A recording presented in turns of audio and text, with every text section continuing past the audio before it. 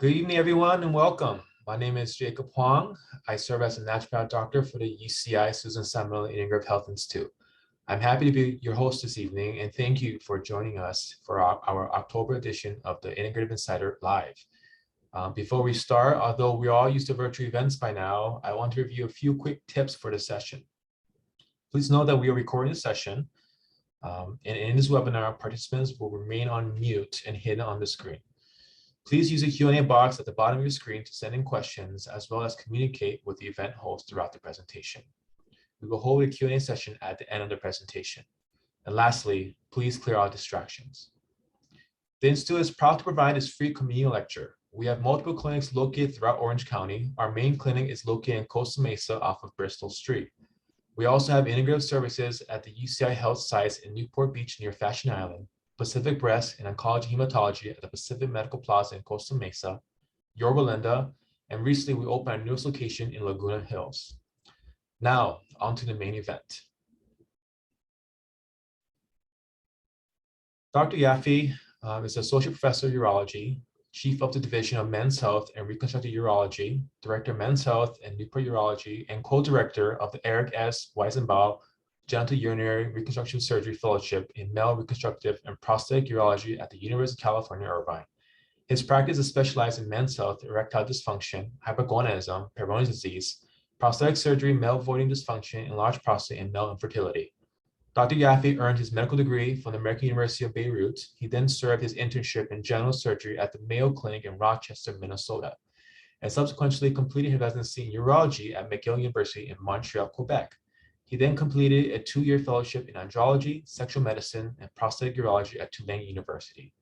Dr. Yafi is certified by the American Board of Urology and is a fellow of the Royal College of Surgeons of Canada.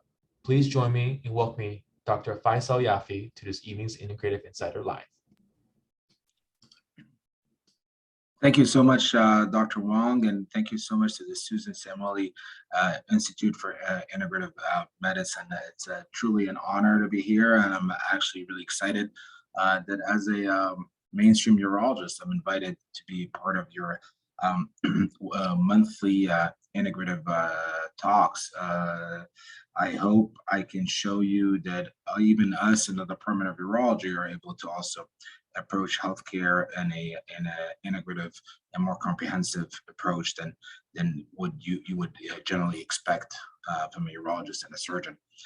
I will share my screen right now and just make sure.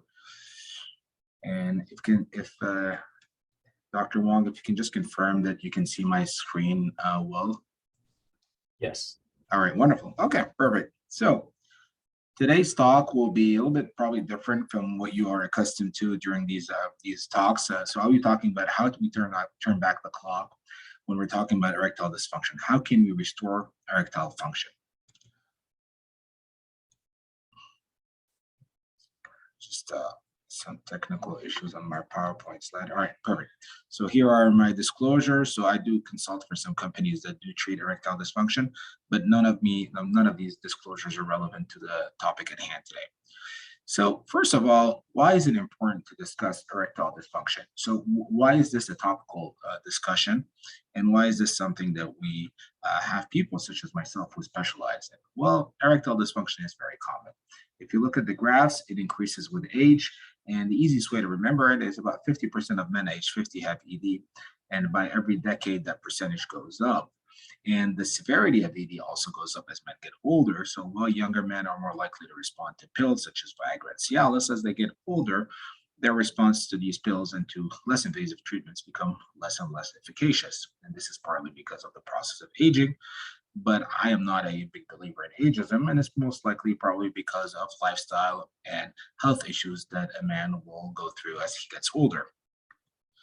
Here again, you can see the percentages, 40% age 40, 50% age 50, 60% age 60, and 70% age 70. And you can see the red, which is the complete ED or severe ED, is going to get a little bit, that piece of the pie gets bigger and bigger as you get older. So while you may have some men who have ED at the age of 40, the majority of those will have mild ED, but as they get older, they have more severe ED. So our goal as urologists is to treat those guys who have really significant or bad ED as they get older, but also how do we prevent this from happening, and how do we keep the guys who are a little bit older from either not getting ED altogether, or if they do get ED, that they don't get severe ED.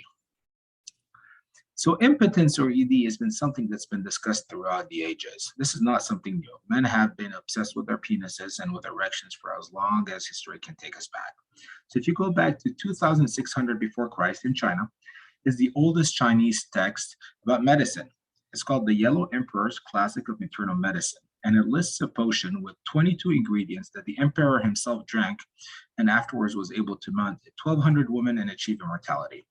Now, we can't promise you this in today's age, but as you can see, there has been this obsession with impotence throughout the ages. We go 1,000 years forward to 1600 before Christ in Egypt, and the Egyptian papyrus Ebers listed 811 prescriptions for various ailments, including impotence, including smearing baby crocodiles' hearts mixed with wood oil to the penis to improve erectile function. In 800 before Christ in India, the oldest reference to impotence was made there, particularly using the word impotence, and it was made in the Samhita of Sushruta, which you can see here, and it's also a book related to some medical topics. And in 700 to 900 before Christ in Arabia, the Aqrabadin al-Kindi referenced the first treatment for impotence, in which he said, throw in good oil of jasmine and azafoetida and leave for some days, then the male organ is oiled with that oil of jasmine at the time of intercourse. So you can see that even in the older days, less medicinal and more naturopathic approaches are being used for the treatment of ED. And we've gone throughout the years and we've gone towards medicine, and maybe we're slowly going back to these older days, or we're going to be a little bit more on the naturopathic or non-pharmacological approach to treating ED. So currently, if we look at ED, what are the treatment options that we have in a man who presents to the clinic because of problems with their erections? With our lifestyle modifications, nutrition, weight loss, particularly in men who are overweight or obese or have medical issues. Psychological and behavioral therapy is always very important, especially in men who have psychogenic ED. Supplements are often used to improve or implement or support other treatments that we do. Testosterone replacement therapy is valuable for patients who have low testosterone, what we call hypogonadism. Pills, the Viagra, the Cialis, the Levitra, the pills we're all accustomed to hearing about and seeing ads about are called PDE5 inhibitors, and have been around since 1998 and are efficacious in the majority of men. Intraurethral pellets and gels, these are either creams that are put on the penis or placed through the tip of the penis into the urethra, and they allow for expansion of the erection. Intracavernosal injections are injections that are placed into the side of the penis about 10 minutes before sex and work decently well for a lot of men. Vacuum erection devices, these are hollow cylinders that are placed over the penis, and the penis is swollen for erections. And finally, penile implant surgery, which is used for refractory or more severe ED.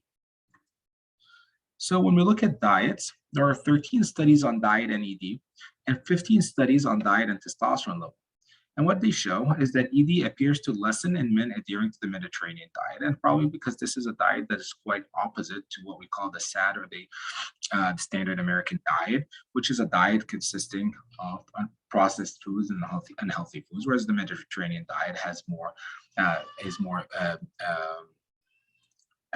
based on vegetables and grains and nuts.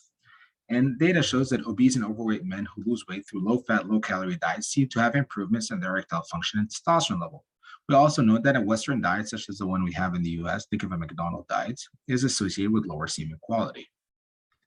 How about behavioral therapy? I submit with a picture of our behavioral therapist. Dr. Ariel Nykrug is located at the behavioral, within the Department of Behavioral Medicine, which is in Newport on Birch and Mesa. It's actually the floor below my office. And it's wonderful because we have a really nice comprehensive approach to the patient with ED, and men who are not responsive or have psychogenic ED will go and see Dr. Nykrug either by themselves or as a couple.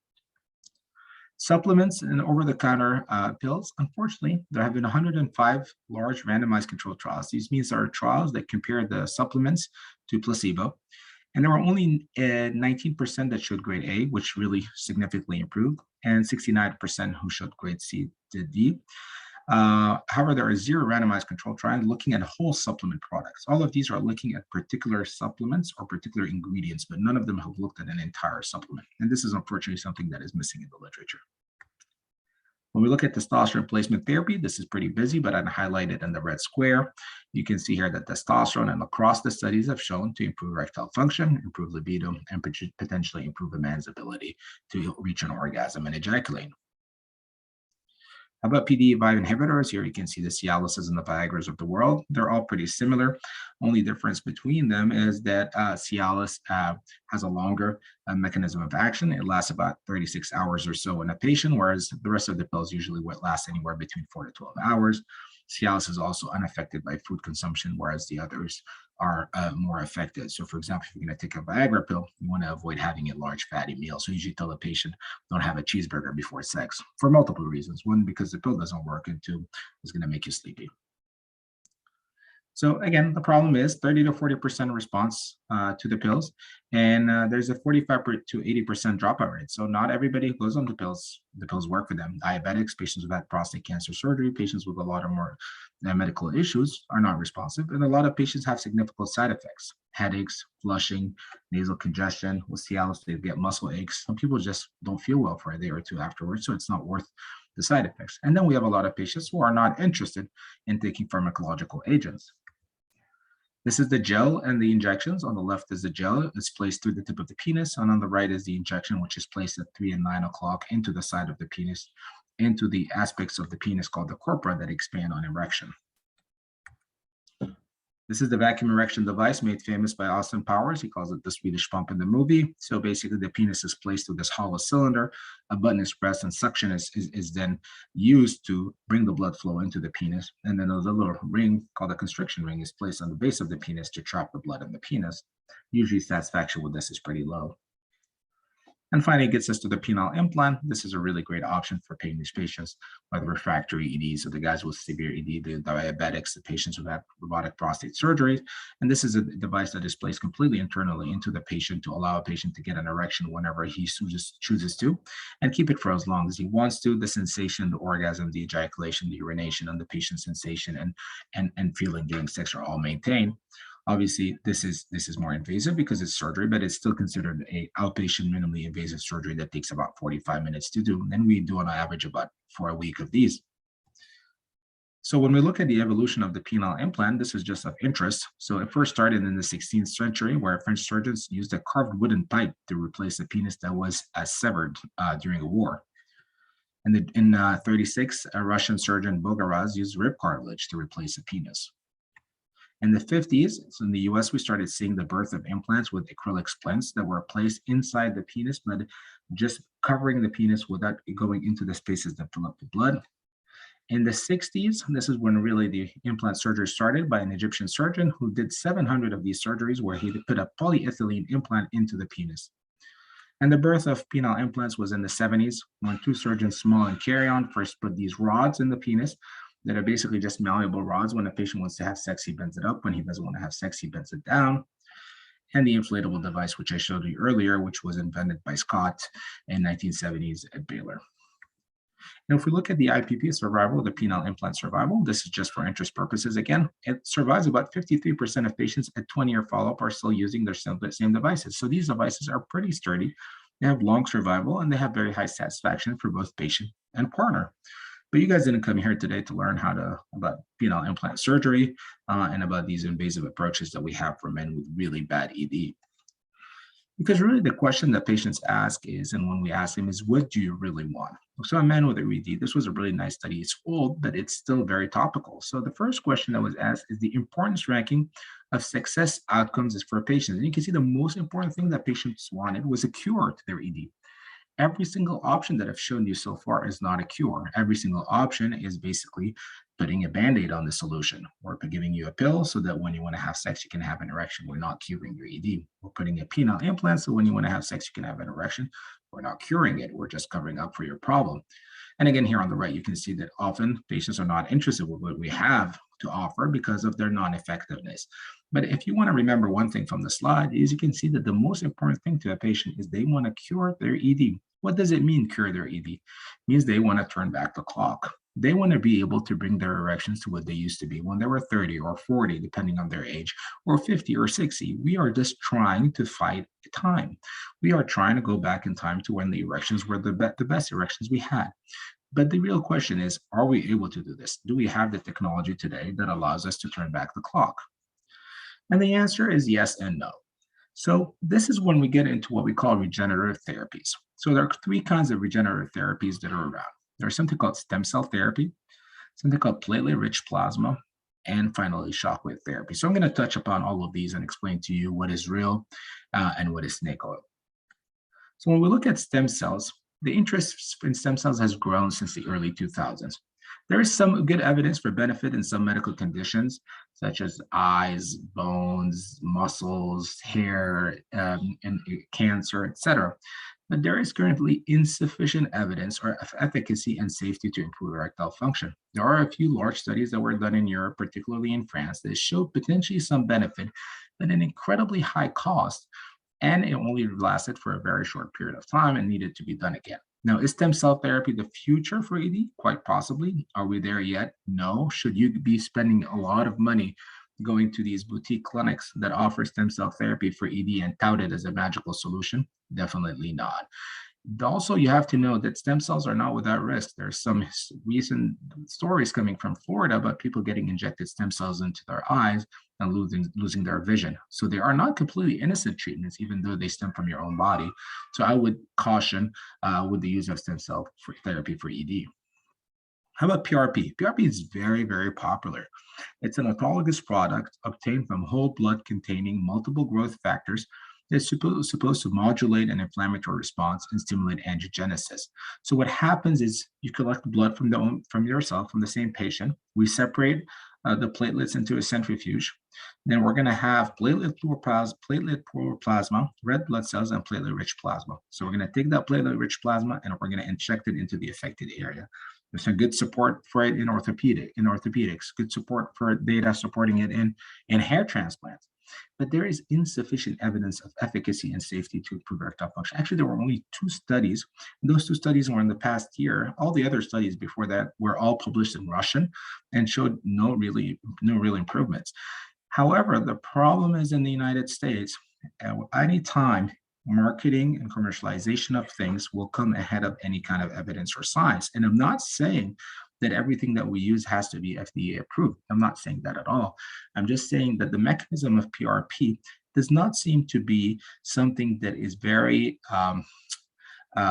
efficient in problems such as erections that require getting an erection at any point in time. And the reason is the growth factors that are subtracted whenever you do PRP are not stable or not consistent. So I can do PRP on the same patient twice, and I'm going to have staggering differences in the amount of growth factors that I get. So the same patient might get 2 incredibly different responses. Now, will it have a role in the future? Quite possibly. Is it going to be a standalone treatment or combined with something else? Also possibly. But as it stands today, there's insufficient evidence. However, it is being marketed very heavily, as you can see here on the Doctor's Show, Oz, ABC News, NBC News. I see on average probably 1 or 2 patients a day who have had PRP injections into their penis, and I'm still waiting to see that 1 patient who has had any improvement. But you can see here, it advertises that, you will be bigger, you'll have a better erection, and very nicely, they'll charge you $1,900 for something that has absolutely no evidence to functioning. So which brings us to the main part of this talk today for the last 20 minutes of today's talk. So I'll be talking about shockwave therapy. So in the 1980s, we were first introduced to shockwave therapy. And I'm proud to say that as urologists, we have always been at the forefront of technology. A lot of the lasers that are used in medicine were first introduced by urologists. A lot of the robotic surgeries were first introduced by urology. A lot of the urology is really a driver of technology and a driver of minimally invasive therapies for numerous medical conditions. So that's what makes being a urologist exciting. So in the 80s, we were the first to look at using shockwave therapy, which is strong ultrasound waves that are delivered from the outside of the body to treat renal stones. And you know what? 40 years later, we are still using shockwave to treat renal stones. We have a shockwave device machine, which you can see here in the picture, a UCI. And for certain patients with specific types of stones, we will shock those stones. And when we shock those stones, they get fragmented and then they break. And the goal here is that the ultrasound is able to deliver enough energy to break a stone. You bear in mind, a stone in the kidney or in the ureter is really a stone. Sometimes it's as hard as a little pebble that you can see on the floor. In the 90s, orthopedics started using it mostly for wound healing purposes. Actually, we have a lot of data today about wound healing in patients with chronic wounds in their feet, for example, diabetic foot ulcers, and the FDA has actually approved the use of Shockwave for that purpose. In the 2000s, really interesting, cardiologists started using it for patients with congestive heart failure, and they would shock the heart, and by shocking the heart, they were able to revive some tissues, and that would allow the heart to function better. And, everything goes back to the penis and to erections. So in 2010, in Israel, it was proposed that maybe we can use shockwave therapy as a treatment for ED. But again, as with PRP, we are in a country where we don't like to wait for evidence. We just like to jump on things and start marketing them. And this is why we have this thing called Gainswave, for instance. Gainswave is everywhere on the radio. There's a person delivering Gainswave therapy or sound wave therapy to the penis to improve the erection on just about every corner. You don't need a medical license to do Gainswave. So there are hairdressers doing Gainswave. There are florists doing Gainswave. There's just about everybody because it's a quick buck with little side effects, but it really doesn't work. And I'll explain to you in a second why. But marketing and the appeal of money has gone even further. Now you can actually purchase the Phoenix, which is a portable shockwave device or sound wave device that you can bring into your own house and you can have fun with your partner, shocking your penis to try to improve your erection. And as you can tell from my tone, this is complete, let's put it this way, BS, and this doesn't work at all. This is an absolute sham of a treatment, as was the Gainswave on the slide before. And I'll explain to you why now, because there's a difference. Shockwave, not all sound waves or ultrasound waves delivered are shockwave. There's something called radial or acoustic waves, and then there's something called focal or shockwave. The difference between them. There are two lines on the graph to the right. The one that peaks really early, that is a very thin line that goes up and goes down, that's shockwave. So what you want a very strong pressure to start over a short period of time, and you want it to go really deep, and you want it to go really deep in the tissues. So what you want is basically a burst of energy. Well, on the opposite side, acoustic therapy, what it does is just a flat curve. It's just basically a flat curve that does nothing to the tissues. Actually, whenever I have patients who come to see me, again, I see probably 2-3 patients every day who've had Gainswave, and I'm still waiting for one patient to have any kind of real significant benefit. And with radial or acoustic therapy, which is not real shockwave, I compare it to hitting a penis with a toy hammer repeatedly, hoping for the best. Now, the reason you might see someone who'll come and say, well, you know what?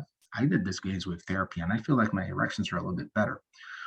If you take the literature that is pertaining to ED and you look at improvements in erections across the board, placebo arms always have about 30% improvement. So if I tell you, I'm going to put you in a study or I'm going to give you this new miracle drug, or you might be blinded and I might actually be giving you a sugar pill. If you go on the sugar pill arm, you're going to have a 30% improvement in your erections. And the reason is a big part of ED is central or psychologically driven. So you already think that you got a pill, so your confidence goes up, you're more relaxed, your vessels dilate, you get a better erection.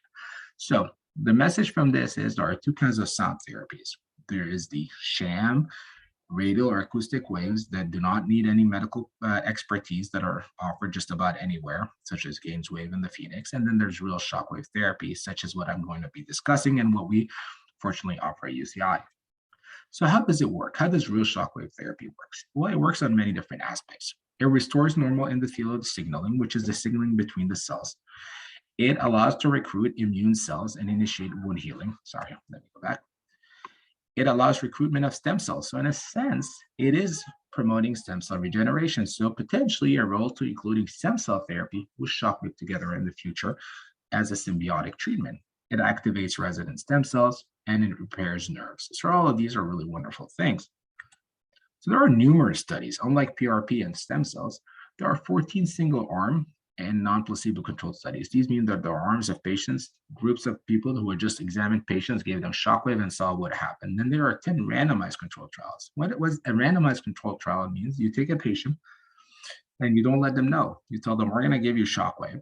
And then you mimic shockwave with separate means. You put something on their penis, you make sounds all over the place, and you tell them you receive shockwave, and then you see what kind of outcomes they have. And then there are at least 5 systematic reviews. Systematic reviews is basically the highest level of evidence we have in medicine.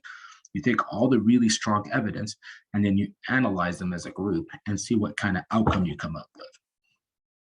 So what have we found?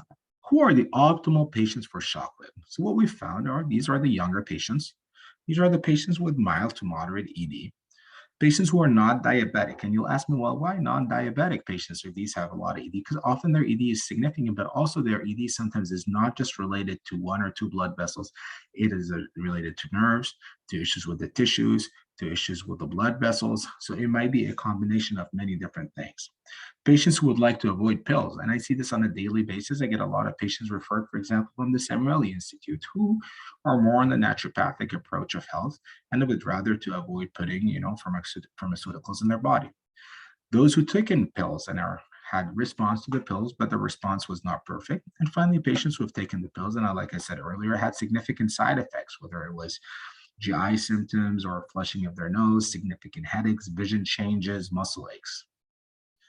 So again, Orange County is probably the most prime location for these kind of treatments. We are in a place in the country where people are very, very healthy. There is a reason why the Susan Samueli centers are across Orange County is because people here are interested in improving their health without putting things that they consider not healthy in their body. Now, obviously, sometimes medicine is necessary, but sometimes if you can avoid medicine and go through a more integrative, a more comprehensive, a more holistic approach where you can improve things and turn back the clock, well, that might be just better than just trying to put a band-aid or a patch on the problem. So this is the protocol that we use at UCI. We have a device that is very nicely named the Eurogold 100, which is probably the best device that is available on the market. So if you look on the top right, we're going to take this ultrasound device. It's pretty painless. It's just basically like feeling someone tapping on the finger over time. So we do treatments on the, if this is the penis, I don't know how much you can see me on the picture. We do treatments on the top of the penis, on the bottom of the penis, on both sides of the penis. And then we're going to lift the penis and the scrotum up into the sky. And then we're going to go below in what we call the perineum into the base of the penis where it goes into where it's basically the butt cheeks. So we do 6 weekly treatments. So 1 week, 1 treatment a week for 6 weeks. Each time we're going to deliver 3,000 shocks per treatment. And these shocks are going to be distributed around the penis on those 4 areas of the penis and then the back behind the testicles. Treatment takes about 15 minutes. There are no restrictions after treatment. You can get up and go have sex if you wanted to. You can go up and go to work. You can do whatever you want. And this is some preliminary results that we have at UCI. So on the left is something called the SHIM score.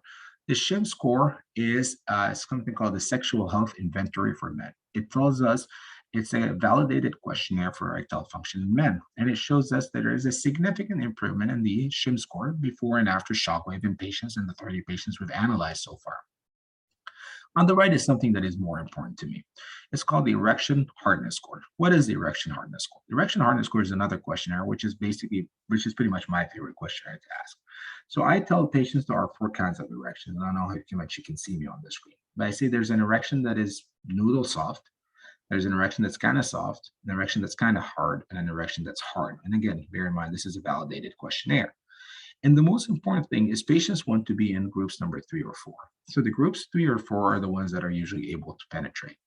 Groups 1 and 2 are usually unable to penetrate. And as you can see here, the majority of our patients had a 1-point increase, which doesn't seem like much, but the grading is from 1 to 4, at a 1-point increase in their erection hardness score. So we're basically able to convert patients who are unable to have penetrate into patients who are able to penetrate. And at the end of the day, as sexual medicine specialists, this is our end goal, is to be able to provide someone with an erection that is sufficient for penetration. Granted, not everybody's sex is necessarily predicated on penetration. There are many ways people can have sex, but if they opted to have penetrative sex, they would be able to, thanks to our shockwave therapy treatments.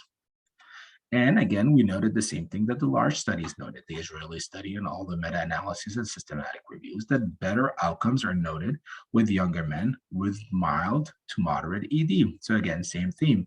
guys, if we catch them early, they're going to have better outcomes. It doesn't mean that if you're older, you're not going to respond. It just means your response is probably not going to be as good as someone who's younger. So, which brings us to the last part of my presentation today. So, other applications of shockwave therapy in urology. So, Peyronie's disease. So, Peyronie's disease is a condition in which a man's penis curves. It's not someone who's born with a curved penis. That's called a congenital penile curvature. But some men will, over time, 30% due to trauma and 70% because they have a hereditary component, their penis will start bending over time. That's actually pretty common. It occurs in 9% of men. So imagine 1 in 11 men will have a problem where their penis gets deformed over time. And sometimes it gets deformed to the point that they're not able to have sex. And it causes them pain. It causes pain to the partner. And the partner says, you know what? Every time you go in, it hurts. Also, think about it. Men usually get erections in the middle of the night when they need to pee. These men have difficulty aiming towards the toilet. So it can cause a lot of psychological distress. There's some weak evidence to support the use of shockwave therapy for the treatment of Peyronie's disease. However, if you come to the office at UCI Men's Health, we have a lot of other options that are non-invasive, such as injections, etc. There's some even data to suggest that you can use shockwave therapy to treat BPH. So instead of taking the pills like the Flomax and all these other pills that may have sexual side effects and other kind of side effects, you can come in, get shockwave. Now, we haven't started doing it because we haven't seen that the evidence is strong enough. But again, as with Peyronie's disease, we have other minimally invasive approaches to BPH in the office. These include Urigold, Urolift, and Resume procedures that can be done under local anesthesia in the clinic and improve urination by 70%. Again, I apologize if you hear screaming in the back. I'm at my home and my kids are having a good old time in the back. 3 is prostatitis and chronic pelvic pain syndrome. This is really, really interesting. These are patients who have chronic pain in their perineum and their testicles, and it never goes away. And it really is often a dilemma for the urologist. Is it infection? And is it trauma? Is it musculoskeletal? What is the cause of all of this? There's some new data to suggest its use, the use of shockwave therapy for the treatment of these conditions. And finally, I wanted to share with you what we're doing here at UCI to move the needle and to try to treat conditions that have never been treated before with shockwave therapy. And these are orcalgia. Orcalgia means testicular pain, and hypogonadism. Orcalgia is pain with chronic pain in the testicles that lasts more than 6 months. And so what we're doing is we're doing a randomized trial. Again, we're doing shockwave therapy versus placebo, where there's going to be a curtain. We're going to put a device, but without activating it, with the sound of shockwave in the back. And we're going to take 10 patients in each group, and we're going to see whether treating the groin and the lower back, because a lot of the nerves to the testicles come from the lower back, will improve their pain as compared to the guys who were in the placebo arm. We're very excited about this study. We have been approved by UCI for this study, and we have just started enrolling, and we're the first in the world to do this study. The second study that we're looking at is actually even more thought-provoking. It's men with hypogonadism, so low testosterone. We're going to include men aged 30 to 50 who have low testosterone, right? So we're going to try to use the shockwave device on their scrotum and their testicles with the idea that these cells called the Leydig cells, which are the ones that are responsible for secreting testosterone, are going to be stimulated by the shockwave therapy, and we're going to see whether the testosterone levels go up. There's some data from people, not data, there are some people who've reported, oh, I've done it on a patient and kind of worked, et cetera, but nobody's ever looked to it into a clinical trial. So we're doing this, and we're excited about starting to enroll patients soon for this study. So in conclusion, patients are more and more seeking restorative therapies for their health conditions, particularly for ED. Stem cells and PRP injections represent really, really, really exciting avenues for the future, but they are definitely not ready for prime time as it stands today. And finally, I'm excited that Shockwave, however, not acoustic, so not a Gainswave, not the Phoenix, not all these therapies that you see in the community, but real Shockwave. We're one of only a few centers on the West Coast that have a real Shockwave device. We have the same one as the Mayo Clinic, the same one as Baylor, the same one as University of California, San Diego, the same one as Stanford, and we're all collaborating as a group to collect our data so that we can have evidence to show long-term efficacy in the United States. So shockwave therapy has been shown to have good evidence supporting its use in select patients. These are patients who are not necessarily very old, nor non-diabetic, and who don't have really, really significant ED. For example, if a man comes and says, I've been doing injections into my penis for the past 10 years and nothing is happening, it's quite unlikely that shockwave is going to work. But for other men, it may potentially start turning back the clock for them and improve their erections. That note, I'd like to thank you. On the left is the UCI or UC Irvine Medical Center, where I do clinic once a week and where we do our surgeries, particularly my penile implants and surgeries to correct curved penises and infertility surgeries. And on the right is the UCI Men's Health Center.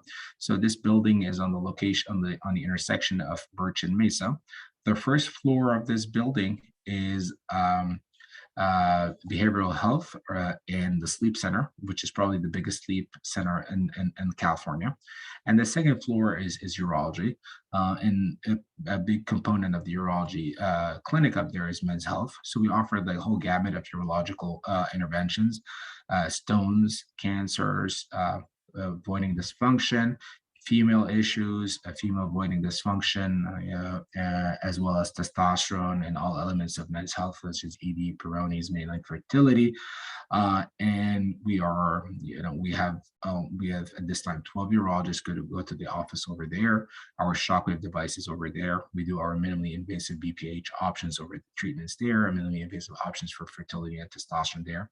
We have 4 procedure rooms in the back that serve as little same-day surgical suites. And if you've never been there, we're welcome you to come in there and to have all your urological needs taken care of. And again, on that note, I really want to thank Dr. Wang. I want to thank everybody who's involved with the Integrative Insider and with the Susan samueli.institute for this invitation. And I'm happy to take any questions if there are any from the audience. Thank you.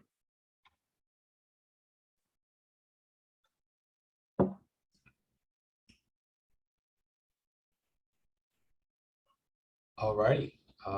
Thank you, Dr. Yafi. That was a very, very informative presentation. So let's take some time to look into some few questions. Previously, you mentioned, the Mediterranean diet was associated with obviously less ED, but when someone has ED, is there a dietary approach you recommend or prefer? Yeah, so the data actually is a really good question. So the data actually shows that men who are on a bad diet and improve their diet, their erectile function through questionnaires such as the SHIM score improves significantly. There's also some data suggests that if you improve your diet, your response to pills such as Viagra and Cialis will improve. And finally, the most important thing in all of this is weight loss. So if you're able to do diet modifications that allow you to lose weight, you can improve your erectile function. And one surrogate of this is testosterone levels. So the data show that if you lose 10% of your body weight as a man, your testosterone levels are going to go up 100 points. So let's put this in perspective. Normal testosterone levels are 300 to 1,000. We often see morbidly obese men, let's say they weigh 250 pounds, and their testosterone is at 200. I tell them, well, if you lose, 25 pounds, your testosterone is going to be 300. If you lose 50 pounds, your testosterone is going to be 400.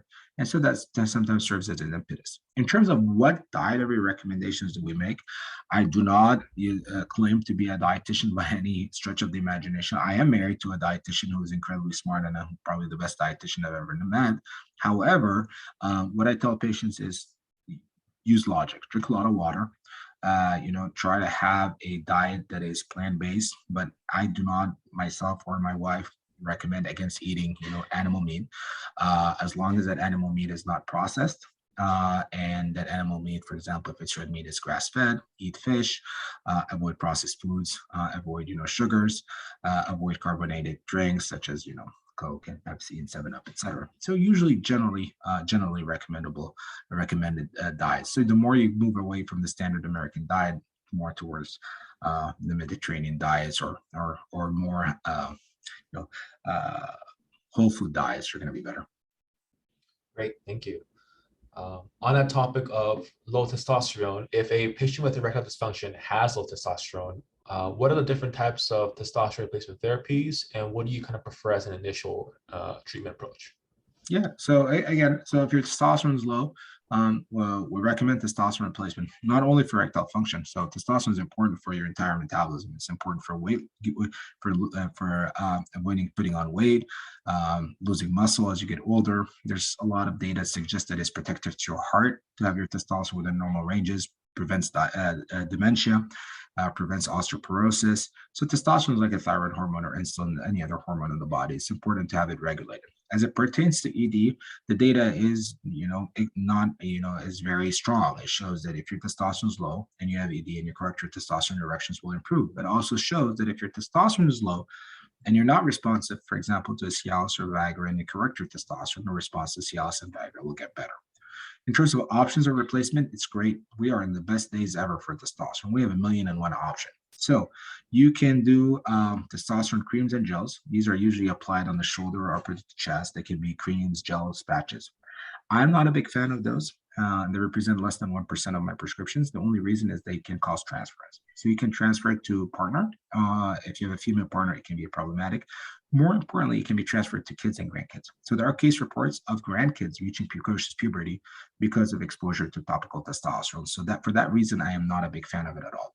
The second option is injectable, and that tends to be the most common way. These are injections in the butt cheek or in the thigh, so intramuscular injections, but the needle can be a little bit big. There's a newer auto injector that Dr. Wong you saw recently, which looks like an EpiPen.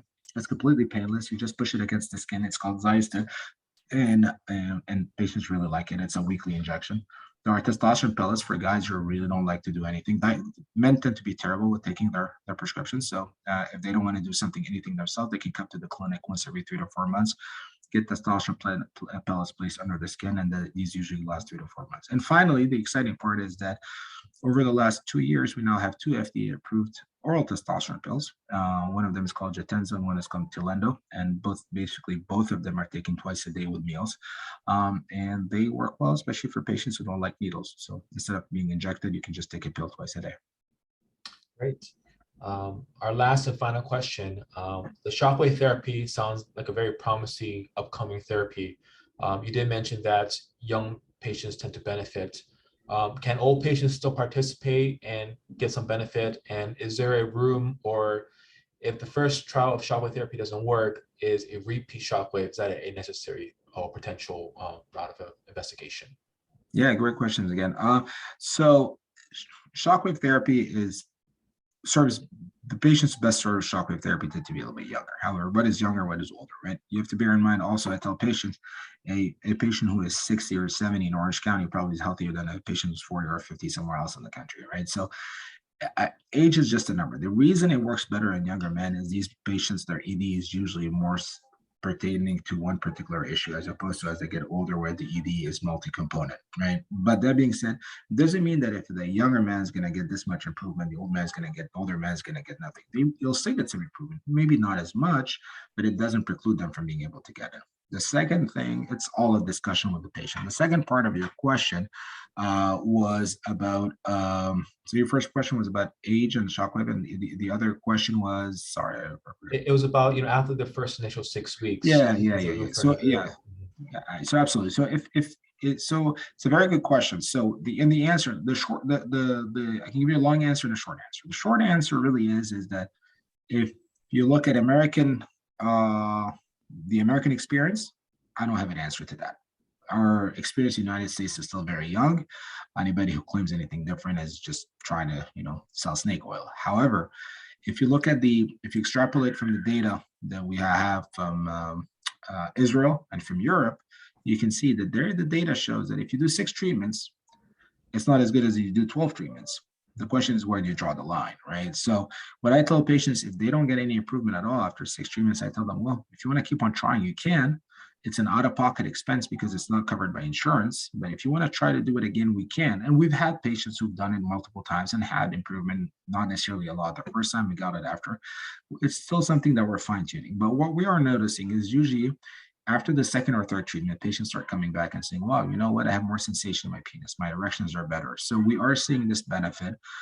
In terms of, something that I didn't cover in my talk, the shockwave is covered, is FDA approved for the treatment of improvement of connective tissue damage and improving vascular flow or neovascularization. It's not particularly per name approved for erectile dysfunction. That being said, vascular flow and connective tissue damage are two of the biggest surrogates of EDs. So for that purpose, it's not covered by insurance. Now at UCI, we opted, as opposed to other places where we force patients to pay 6 treatments ahead of time from the get-go, we charge patients as they go, and we allow them to bundle to save. So for that reason, patients don't feel the need to go in and spend a lot of money from the get-go. And our prices are very competitive compared to other places in the country. Great. Well, thank you, Dr. Yafi, for answering these questions and for the wonderful presentation.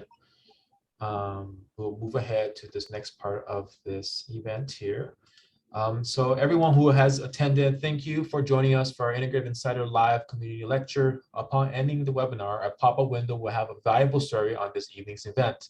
Please help us improve our community offerings by letting us know what you think.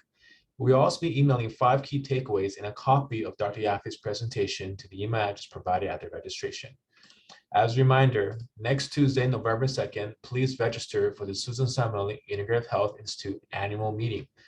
We have a distinguished guest speaker, Dr. Jun Mao, the Chief of the Integrative Medicine Service and the Lawrence S. Rockefeller Chair in Integrative Medicine at Memorial Sloan Kettering Cancer Center, presenting integrative oncology, evidence-based medicine meets patient-centered care.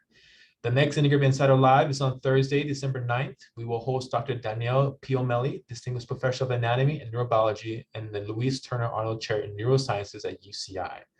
Dr. Piomelli will be discussing cannabis for pain.